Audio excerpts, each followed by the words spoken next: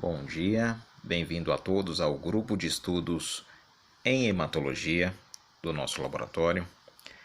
Para quem não me conhece, meu nome é João, eu sou um dos responsáveis pelo setor de hematologia do laboratório e gostaria de ressaltar que esse grupo ele foi criado para aprimorar os conhecimentos dos nossos estagiários do laboratório. Daremos então início ao estudo da hematologia, que é um ramo da medicina que estuda o sangue e seus distúrbios e doenças. O sangue nada mais é que um tecido conjuntivo que circula pelo sistema vascular, responsável pela manutenção do organismo. Nós, um adulto, possuímos em torno de 5 a 6 litros de sangue. Isso representa aproximadamente 8% do peso corpóreo de um adulto. Dentre as principais funções do sangue, podemos destacar o transporte de nutrientes, gases, metabólitos, eletrólitos, hormônios e outras macromoléculas, assim como a regulação térmica e a defesa imunológica. Didaticamente, podemos dividir o sangue em dois componentes. Um componente líquido, que perfaz cerca de 55% do volume e é conhecido como plasma, e um componente celular, que ao todo gira em torno de 45% do volume total, que são os elementos figurados, os glóbulos vermelhos, os glóbulos brancos, as plaquetas.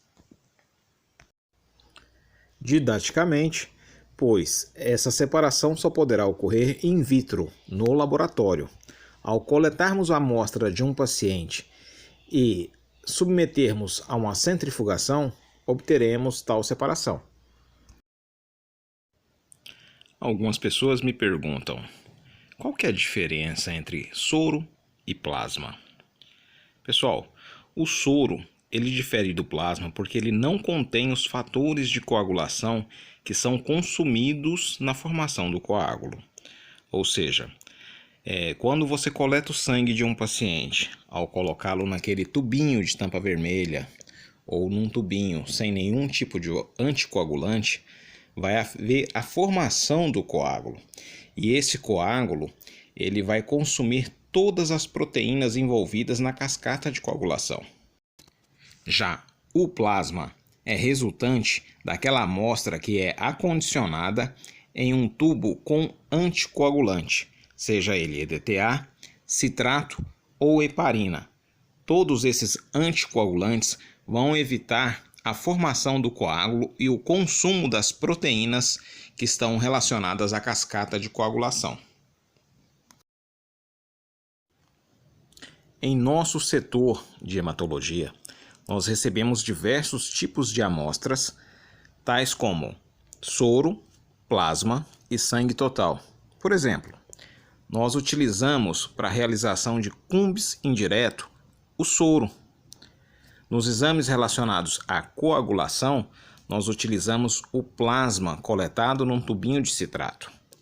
E para realizarmos o hemograma, nós utilizamos, para tanto, o sangue total.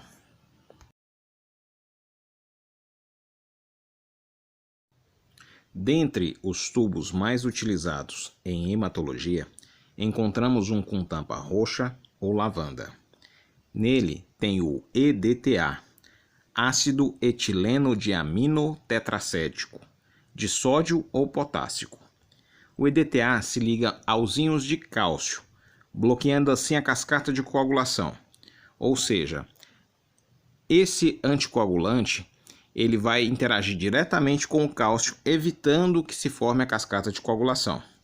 Assim você obtém um sangue total para hematologia, e ele é muito utilizado nos exames de hemograma, hemoglobina glicada e VHS.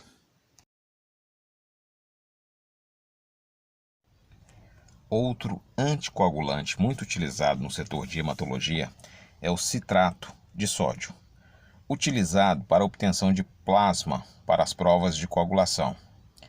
São usados para a realização dos exames como TAP, TTPA, fibrinogênio. Ele também é requerido para a realização de hemograma de pacientes com suspeita de pseudotrombocitopenia.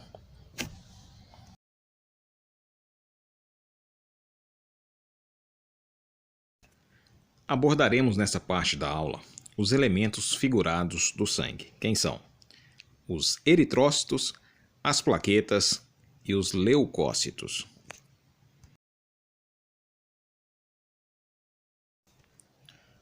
Os eritrócitos, também conhecidos como hemácias ou glóbulos vermelhos, são células anucleadas, ou seja, eles possuem apenas a membrana plasmática e o citoplasma. São os elementos figurados mais abundantes no sangue. Sua origem é a medula óssea. Em sua morfologia, eles se apresentam como células anucleadas, formato de discos bicôncavos, bem flexíveis. Sua coloração ela é vermelha por causa da presença da hemoglobina, uma proteína responsável pela cor vermelha do sangue e também responsável pelo transporte do oxigênio. A meia-vida de uma hemácia, de um eritrócito, é de aproximadamente 120 dias na circulação. A formação de novas hemácias pela medula óssea recebe o nome de eritropoese. E a eritropoese, ela mantém constante a massa eritrocitária, ou seja, a quantidade de hemácias circulantes em nosso organismo. Já a eritropoetina, gravem esse nome, é importante, mais para frente vamos ter uma aula de eritropoetina. Ela é muito importante como fator de crescimento envolvido na eritropoese. A forma final de um eritrócito se dá após o eritroblasto ortocromático perder o núcleo ainda lá na medula óssea. Esse processo chama-se enucleação. Após esse fenômeno, a hemácia ainda contém uma grande quantidade de RNA mensageiro em seu citoplasma, com capacidade de síntese de proteína. Essa proteína é a hemoglobina. Esse corpúsculo com RNA e algumas organelas ainda presentes são chamados de reticulócitos.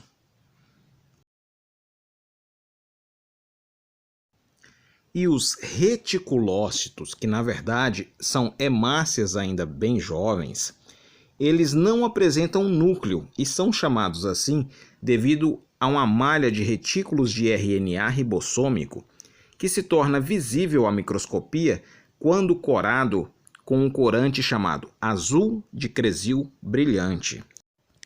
Os reticulócitos são maiores que as hemácias maduras, em até 20% do seu volume. Apresentam uma basofilia difusa no seu citoplasma. Os reticulócitos eles podem ser sequestrados pelo baço por 1 a 2 dias para amadurecer. Isso quer dizer que o baço tem a capacidade de reconhecer aquela hemácia como uma hemácia muito jovem e ele a retém ali até o seu amadurecimento completo. Após esse período, o reticulócito transforma-se em uma hemácia madura, incapaz de sintetizar hemoglobina. A sua vida útil é de aproximadamente 120 dias, como já foi dito. A função das hemácias é o transporte de oxigênio dos pulmões para o tecido, para manter a perfusão tissular adequada e transportar o CO2 dos tecidos para os pulmões. Aí está, pessoal. Esse é o corante utilizado para a confecção das lâminas para análise dos reticulócitos, que é o azul de cresil brilhante.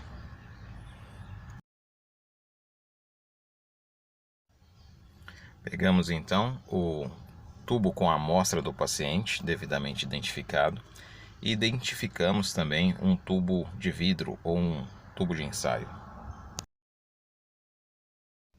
Fazendo uso de uma pipeta graduada de 100 microlitros, nós vamos misturar 100 microlitros da amostra a 100 microlitros do azul de cresil brilhante.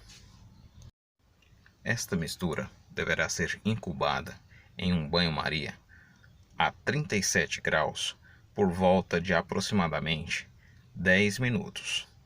Após esse período, nós confeccionaremos o nosso esfregaço. Utilizamos uma extensora e uma lâmina bem limpa para confeccionarmos o esfregaço, que deve ser homogêneo e ter uma boa cauda.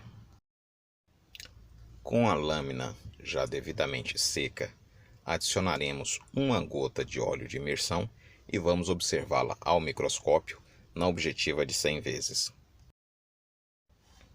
Observaremos então a parte referente à cauda da lâmina, onde não há sobreposição das hemácias. Esta análise deverá ser feita da seguinte forma: iremos localizar na lâmina um setor ou um campo com aproximadamente 200 hemácias. Deveremos então fazer a contagem de quantas hemácias com pequenos retículos incrustados em seu citoplasma tem em 5 campos. Após fazermos a contagem dos reticulócitos presentes em 5 campos, faremos um cálculo muito simples. Estimamos que nesses mesmos 5 campos tenham aproximadamente 1000 células. Então você vai converter em percentual o número de reticulócito encontrado nesses mesmos 5 campos. Os valores de referência para reticulócito varia de acordo com a idade. Em recém-nascidos, podemos encontrar até 10% de reticulócitos. Em crianças, este valor gira em torno de 2 a 5%. Já para os adultos, o valor de referência é de 0,5 a 1,5%. Teremos um resultado mais fidedigno se levarmos em conta a contagem do número de reticulócitos feitas em 10 campos. Lembrando que você sempre deve relacionar o número de hemácias total, que no caso seria 2.000 hemácias, ao número de reticulócito, uma regrinha de 3 simples. Gostaria de ressaltar que sempre que solicitado este exame, o médico provavelmente está investigando uma anemia, que pode estar relacionada a uma baixa produção pela medula óssea ou ainda uma destruição prematura dessas hemácias pelo organismo. E lembrando que ao realizar esse exame, sempre devemos levar em conta o valor do hematócrito do paciente. Na aula sobre anemias, ensinarei a vocês a fazer o cálculo do reticulócito corrigido. Este cálculo leva em conta o hematócrito do paciente relacionado ao hematócrito normal de uma pessoa. Pessoal, obrigado a todos que assistiram esse vídeo. Caso tenha gostado, curta e compartilhe para dar uma fortalecida no canal. Em breve teremos novas aulas. Fiquem com Deus.